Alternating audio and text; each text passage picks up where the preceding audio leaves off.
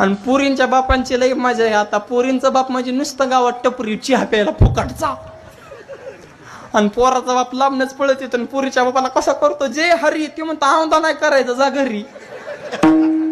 तेव्हा आलता चिकटायला, पण ह्याने लांबूनच हाकावला.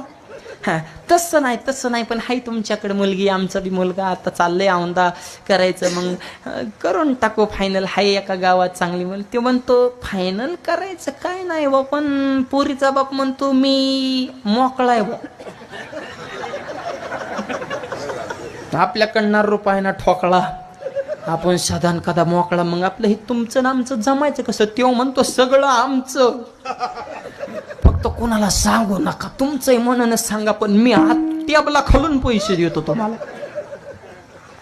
आणि टोटल खर्च रे पोरांच्या बापांचा. आणि पुरीचा बाप नुसता फेट्याचा तुरा बांधून पंक्तीत मोकळा हिंडतो. भरपूर जेवा, कचून खावा, बांधून न्यावा. आणि पोराचा बाप पंक्तीत हिंडतो, पोरं पाहून वाडा रे.